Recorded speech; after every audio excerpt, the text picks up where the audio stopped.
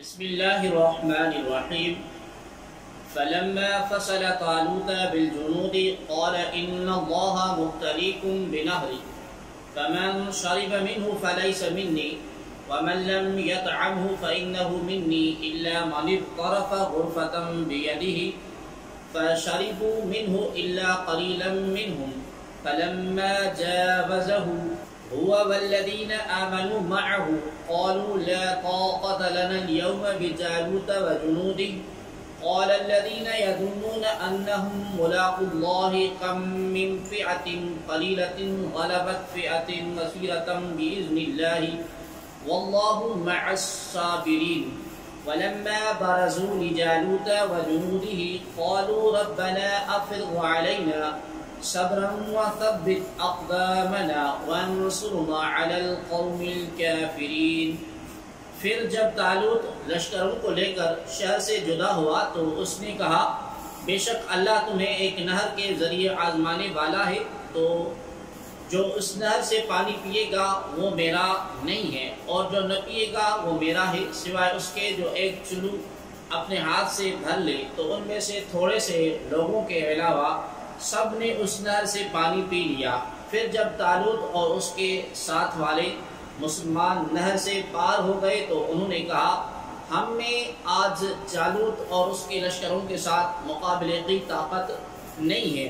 لیکن جو اللہ سے ملنے کا یقین رکھتے تھے انہوں نے کہا بہت دفعہ چھوٹی جماعت اللہ کے حکم سے بڑی جماعت پر غالب آئی ہے اور اللہ صبر کرنے والوں کے ساتھ ہے. پھر جب وہ جالوت اور اس کے لشکروں کے سامنے آئے تو انہوں نے عرض کی اے میرے رب ہم پر صبر ڈال دے اور ہمیں ثابت قدمی عطا فرما اور کافر قوم کے مقابلے میں ہماری مدد فرما.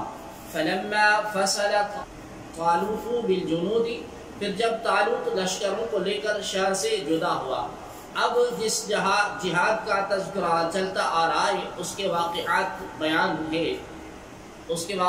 کا بیان ہے. طالوت اپنے لشکروں کو لے کر بیت المقدس سے روانہ ہوا. چونکہ بنی اسرائیل کا یہ سفر جہاد سخت گرمی میں تھا، لہذا جب گرمی کی وجہ سے ان مجاہدین کو سخت پیاس لگی تو طالوت نے انہیں خبر دی کہ عنقریب ایک نہر آئے گی مگر یہ تمہارے امتحان کا وقت ہے، اس میں سے پانی نہ پینا. طالوت یہ سب کچھ حضرت شمیل علیہ السلام کی وحی کی بنا پر کہہ رہے تھے. چنانچہ کہا کہ اس نہر سے پیٹ بھر کر پانی نہ پینا، کیونکہ جو اس نہر سے زیادہ پانی پیے گا وہ میری جماعت میں نہیں رہے گا، کیونکہ یہ ان کے لیے امتحان مقرر فرمایا گیا تھا کہ شدید پیاس کے وقت جو حکم کی تعمیل پر ثابت قدم رہے گا وہ آئندہ بھی ثابت قدم رہے گا اور سختیوں کا مقابلہ کر سکے گا، اور جو اس وقت اپنی خواہش سے مغلوب ہو کر نافرمانی کرے گا وہ آئندہ کی سختیوں کو کیسے برداشت کرے گا. صرف چلو بھر چند گھونٹ پی لینے کی اجازت تھی، سیر ہو کر پینا منع تھا. پھر جب وہ نہر آ گئی تو لوگوں کی اکثریت امتحان میں ناکام ہو گئی اور انہوں نے جی بھر کر پانی پیا. صرف 313 افراد ثابت قدم رہے. انہوں نے صبر کیا اور انہوں نے ایک چلو پر گزارا کر لیا. اس سے ان کے دل اور ایمان کو قوت حاصل ہوئی اور وہ سلامتی سے نہر سے گزر کر جنہوں نے خوب پیا تھا ان کے ہونٹ سیاہ ہو گئے، ان کی پیاس اور بڑھ گئی اور وہ بزدل ہو گئے.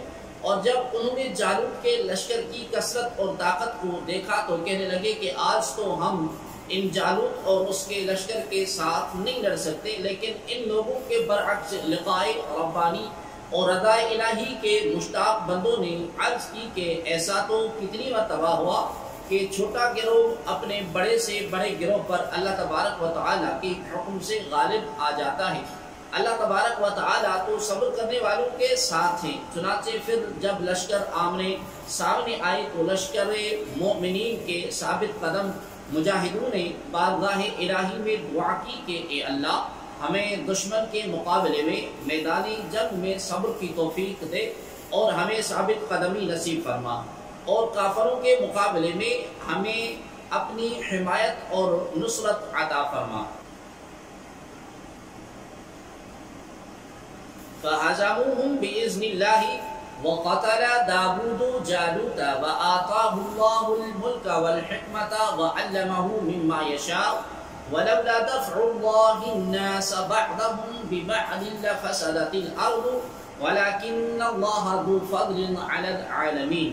تو انہوں نے اللہ کے حکم سے دشمنوں کو بھگا دیا اور داؤد نے جالوت کو قتل کر دیا، اور اللہ نے اسے سلطنت اور حکمت عطا فرمائی اور اسے جو چاہا سکھا دیا۔ اور اگر اللہ لوگوں میں ایک کے ذریعے دوسرے کو دفع نہ کرے تو ضرور زمین تباہ ہو جائے، مگر اللہ سارے جہان پر فضل کرنے والا ہے۔ فَهَدَمُوهُمْ بِإِذْنِ اللَّهِ، تو انہوں نے اللہ کے حکم سے دشمنوں کو بھگا دیا۔ جب دونوں لشکر میدان جنگ میں آمنے سامنے ہوئے تو جالوت نے بنی اسرائیل سے مقابلہ کرنے والا طلب کیا۔ وہ اس کی قوت اور جسامت دیکھ کر گھبرا گئے، کیونکہ وہ بڑا جابر، قوی، شہزور، عظیم الحبسہ اور قداور تھا۔ طالوت نے اپنے لشکر میں اعلان کیا کہ جو شخص جالوت کو قتل کرے میں اپنی بیٹی اس کے نکاح میں دے دوں گا اور آدھا ملک اسے دے دوں گا، مگر کسی نے اس کا جواب نہ دیا۔ طالوت نے حضرت شمویل علیہ السلام سے عرض کیا کہ بارگاہ الہی میں دعا کریں۔ آپ علیہ السلام نے دعا کی تو بتایا گیا کہ حضرت داؤد علیہ السلام جالوت کو قتل کریں گے۔ حضرت داؤد علیہ السلام کے والد عیشا طالوت کے لشکر میں تھے اور ان کے ساتھ ان کے تمام فرزند بھی تھے۔ حضرت داؤد علیہ السلام ان میں سب سے چھوٹے تھے اور بیمار تھے، رنگ زرد تھا اور بکریاں چرایا کرتے تھے۔ جب طالوت نے آپ علیہ السلام سے عرض کیا کہ اگر آپ جالوت کو قتل کریں تو میں اپنی لڑکی آپ کے نکاح میں دے دوں گا اور آدھا ملک آپ کو پیش کر دوں گا، تو آپ نے اس پیشکش کو قبول فرما لیا اور جالوت کی طرف روانہ ہو گئے۔ لڑائی کی صفیں بندھی گئی اور حضرت داؤد علیہ السلام اپنے دست مبارک میں گوفن یعنی پتھر پھینکنے والی رسی لے کر جالوت کے سامنے آ گئے۔ جالوت کے دل میں آپ کو دیکھ کر دہشت پیدا ہو گئی، مگر اس نے باتیں بہت متکبرانہ کی اور آپ کو اپنی قوت سے مرعوب کرنا چاہا۔ آپ نے اپنی اس رسی میں پتھر رکھ کر مارا، وہ اس کی پیشانی توڑ کر پیچھے سے نکل گیا اور جالوت مر کر گر گیا۔ حضرت داؤد علیہ السلام نے اسے لا کر طالوت کے سامنے ڈال دیا۔ تمام بنی اسرائیل بڑے خوش ہوئے اور طالوت نے حضرت داؤد علیہ السلام کو حسب وعدہ نصف ملک اور اپنی بیٹی کا آپ کے ساتھ نکاح کر دیا۔ ایک مدت کے بعد طالوت نے وفات پائی اور تمام ملک پر حضرت داؤد علیہ السلام کی سلطنت ہوئی۔ اللہ تعالیٰ نے حضرت داؤد علیہ السلام کو حکومت اور حکمت یعنی نبوت دونوں عطا فرما دیے اور آپ کو جو چاہا سکھایا۔ اس میں زرع بنانا اور جانوروں کا کلام سمجھنا دونوں شامل ہیں، جیسا کہ سورہ انبیاء کی آیت نمبر 79 اور 80 میں ہے۔ طالوت اور جالوت اور حضرت داؤد علیہ السلام کے پورے واقعہ میں بہت سے درس ہیں۔ نمبر 1، ثابت قدمی کم لوگوں ہی کو نصیب ہوتی ہے کیونکہ یہ بہت عظیم خوبی ہے۔ نمبر 2، جہاد سے پہلے آزمائش کر لینا بہتر ہوتا ہے۔ عین وقت پر کوئی بزدلی دکھائے تو اس کا نتیجہ اچھا نہیں ہوتا۔ حالت عمل میں فوج کی تربیت اور محنت اور مشقت اسی مقصد کے لیے ہوتی ہے۔ نمبر 3، یہ بھی معلوم ہوا کہ کسی بڑے امتحان سے پہلے چھوٹے امتحان میں سے گزر لینا چاہیے، اس سے دل میں قوت پیدا ہوتی ہے۔ گرمیوں میں روزے رکھنا تکلیف دہ ہے تو ہلکے گرم موسم میں روزے رکھتے رہنا چاہیے تاکہ مشق ہو جائے۔ بڑی چیزوں پر صبر کرنا مشکل ہے تو چھوٹی چھوٹی چیزوں پر صبر کا خود کو عادی بنائیں۔ سخاوت کرنے سے دل رکتا ہو تو روزانہ تھوڑا تھوڑا مال صدقہ کرتے رہیں۔ الغرض یہ قرآن کا ایک اصول ہے جو علم نفسیات میں بھرپور طریقے سے استعمال ہوتا ہے۔ اس کے ذریعے اپنے سینکڑوں معمولات پر قابو پایا جا سکتا ہے۔ نمبر 4، مومن کو اسباب مہیا کرنے چاہیے لیکن بھروسہ اپنے رب تبارک و تعالی پر ہی ہونا چاہیے۔ لفسدت الارض، تو ضرور زمین تباہ ہو جائے یہاں جہاد کی حکمت کا بیان ہے کہ جہاد میں ہزاروں مصلحتیں ہیں۔ اگر گھاس نہ کاٹی جائے تو کھیت برباد ہو جائے، اگر آپریشن کے ذریعے فاسد مواد نہ نکالا جائے تو بدن بگڑ جائے، اگر چور ڈاکو نہ پکڑے جائیں تو امن برباد ہو جائے۔ ایسے ہی جہاد کے ذریعے مغروروں، باغیوں اور سرکشوں کو دبایا نہ جائے تو اچھے لوگ جی نہ سکیں۔ کائنات میں اللہ تبارک و تعالیٰ کی تکوینی حکمتیں جاری اور ساری ہیں، ان کو سمجھنا ہر ایک کے بس میں نہیں۔ تلک آیات اللہ نتلوها علیک بالحق وانک لمن المرسلین، اور یہ اللہ کی آیتیں ہیں تو اے حبیب ہم آپ کے سامنے حق کے ساتھ پڑھتے ہیں، اور بے شک تم رسولوں میں سے ہو۔ تلک آیات اللہ، یہ اللہ کی آیتیں ہیں۔ گم شدہ تاریخی حالات اور علوم غیبیہ کا عطا ہونا حضور نور صلی اللہ تعالی علیہ وآلہ وسلم کی نبوت کی دلیل ہے کہ نہ تو آپ نے علم تاریخ حاصل کیا اور نہ مؤرخین کی صحبت میں بیٹھے، پھر بھی ایسے درست حالات بیان فرمائے۔ اسے معلوم ہوا کہ آپ کریم صلی اللہ علیہ وآلہ وسلم سچے رسول اور صاحب وحی ہیں۔ تلک الرسل فضلنا بعضهم على بعض منهم من كلم الله ورفع بعضهم درجات وآتينا عيسى ابن مريم البينات وأيدناه بروح القدس ولو شاء الله ما اقتتل الذين من بعدهم من بعد ما جاءتهم البينات ولكن اختلفوا فمنهم من آمن ومنهم من كفر ولو شاء الله ما اقتتلوا ولكن الله يفعل ما يريد۔ یہ رسول ہیں، ہم نے ان میں ایک کو دوسرے پر فضیلت عطا فرمائی، ان میں کسی سے اللہ نے کلام فرمایا اور کوئی وہ ہے جسے سب پر درجوں بلندی عطا فرمائی، اور ہم نے مریم کے بیٹے عیسیٰ کو کھلی نشانیاں دی اور پاکیزہ روح سے اس کی مدد کی، اور اگر اللہ چاہتا تو ان کے بعد والے آپس میں نہ لڑتے جبکہ ان کے پاس کھلی نشانیاں آ چکی تھی، لیکن انہوں نے آپس میں اختلاف کیا تو ان میں کوئی مومن رہا اور کوئی کافر ہو گیا، اور اگر اللہ چاہتا تو وہ نہ لڑتے مگر اللہ جو چاہتا ہے کرتا ہے۔ تلک الرسل، یہ رسول ہیں۔ اس آیت میں انبیاء کرام علیہ السلام کی عظمت اور شان کا بیان ہے، اور یاد رہے کہ نبی ہونے میں تو تمام انبیاء کرام علیہ السلام برابر ہیں، اور قرآن میں جہاں یہ آتا ہے کہ ہم ان میں کوئی فرق نہیں کرتے، اس سے یہی مراد ہوتا ہے کہ اصل نبوت میں ان کے درمیان کوئی فرق نہیں، البتہ ان کے مراتب جداگانہ ہیں، خصائص اور کمالات میں فرق ہے، ان کے درجات مختلف ہیں، بعض سے اعلیٰ ہیں، اور ہمارے آقا صلی اللہ علیہ وآلہ وسلم سب سے اعلیٰ ہیں۔ اس آیت کا مضمون ہے اور اسی پر تمام امت کا اجماع ہے۔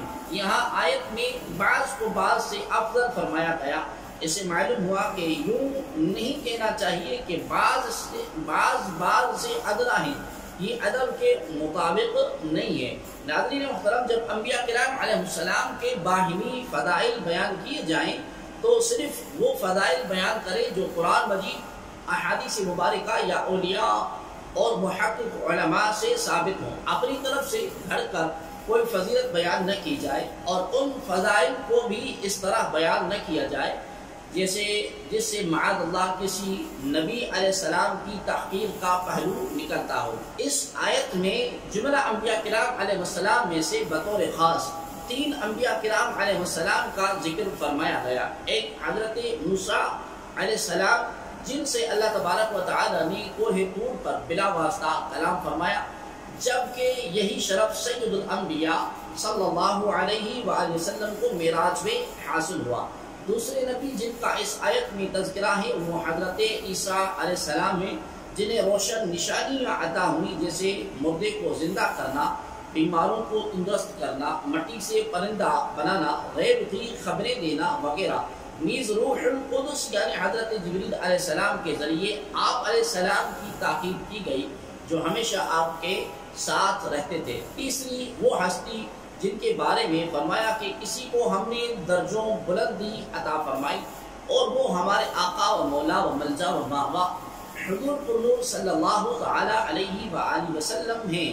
کہ آپ کی کثیر درجات کے ساتھ تمام انبیاء کرام علیہ السلام پر فضیلت عطا فرمائی، اس عقیدے پر تمام امت کا اجماع ہے، اور یہ عقیدہ بکثرت احادیث سے ثابت ہے۔ اس آیت میں حضور پر صلی اللہ تعالی علیہ وآلہ وسلم کی اس رفعت کا مرتبہ بیان فرمایا گیا اور نام مبارک کی تصریح نہ کی گئی۔ اس سے بھی حضور کریم صلی اللہ تعالی علیہ وآلہ وسلم کی بلندی شان کا اظہار مقصود ہے کہ ذات والا کی یہ شان ہے کہ جب تمام انبیاء کرام علیہ السلام پر فضیلت کا بیان کیا جائے تو سوائے ذات اقدس کے یہ وصف کسی پر صادق ہی نہ آئے اور کسی اور طرف گمان بھی نہ جائے۔ حضور پر صلی اللہ علیہ وآلہ وسلم کے وہ خصائص و کمالات جن میں آپ تمام انبیاء کرام علیہ السلام پر فائق اور افضل ہیں، اور ان میں آپ کا کوئی شریک نہیں، بے شمار ہیں، کیونکہ قرآن کریم میں یہ ارشاد ہوا کہ درجوں بلند کیا، اور ان درجوں کا کوئی شمار قرآن کریم میں ذکر نہیں فرمایا گیا۔ تو اب ان درجوں کی کون حد لگا سکتا ہے؟ ان بے شمار خصائص میں سے بعض کا اجمالی اور مختصر بیان یہ ہے کہ آپ کی رسالت عامہ ہے، یعنی تمام کائنات آپ کی امت ہے، جیسا کہ اللہ تبارک و تعالی نے ارشاد فرمایا وَمَا أَرْسَلْنَاكَ إِلَّا كَافَةً لِلنَّاسِ بَشِيرًا وَنَذِيرًا، اور اے محبوب ہم نے آپ کو تمام لوگوں کے لیے خوشخبری دینے والا اور ڈر سنانے والا بنا کر بھیجا ہے۔ دوسری آیت میں ارشاد فرمایا لِيَكُونَ لِلْعَالَمِينَ نَذِيرًا، تاکہ وہ تمام جہان والوں کو ڈر سنانے والا ہو۔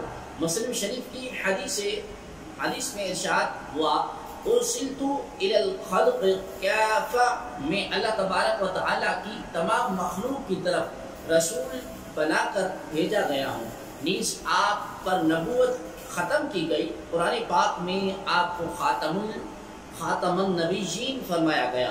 حدیث شریف میں ارشاد ہوا ختم بی النبیون، مجھ پر نبوت ختم کر دی گئی، اس آپ کو تمام انبیاء کرام علیہ السلام سے زیادہ معجزات عطا فرمائی گئی۔ آپ کی امت کو تمام امتوں پر افضل کیا گیا۔ حوض کوثر، مقام محمود، شفاعت کبریٰ آپ کو عطا ہوئی۔ شب معراج خاص قرب الہی آپ کو ملا۔ علمی اور عملی کمالات میں آپ کو سب سے اعلیٰ کیا، اور اس کے علاوہ بے انتہا خصائص آپ کو عطا ہوئی۔